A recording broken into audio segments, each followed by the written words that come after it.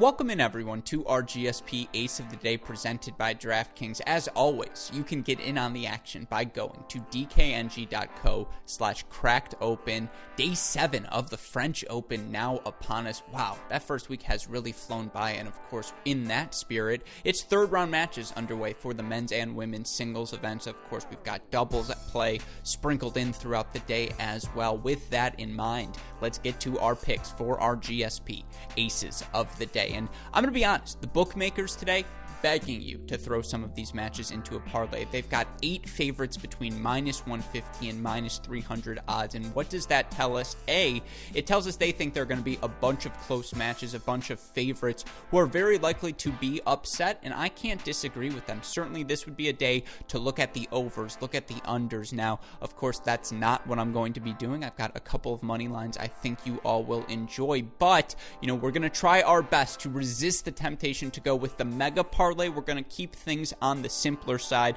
Just go with 2 picks for our aces of the day. Let's start with that Roberto Bautista Agut Pablo Carreno Busta match. Now, yes, Carreno Busta coming off of that semifinal appearance at the U.S. Open. He has looked rock solid through these first 2 matches for him on 3 matches, 2 matches, 3 matches, who knows. The point is he has looked good on the clay thus far.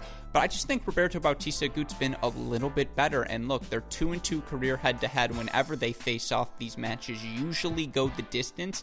I'm just leaning in RBA's direction right now. And you look at the odds, he's a slight favorite, minus 134. Let's make that our first pick of the day. We're going to throw about $5 on that to yield $3.75 in return. Again, that's going to be a battle. So if you want to hit the over 3.5 sets there, not making the best odds, minus 220. That's why we didn't make it one of our picks. I just think if this match goes the distance, I'm leaning RBA right now. But that's pick number 1. Pick number 2, I can't help myself. A 2-match parlay, but it could have been much worse. Believe me, I have a pick on the board, an 8-match parlay that would have been 27-1. And if you want to see that, be sure to go check out the full list of my picks on our GSP Ace of the Day article on our website. But of course, the matches I'm going to go with, 2 players I thought fondly of heading into this event: Aryna Sabalenka, Fiona Ferro. Now let's start with Aryna Sabalenka. She's got a tricky opponent today in Jabeur, and Jabeur has probably been one of the 10-15 best players in the women's game in 2020, but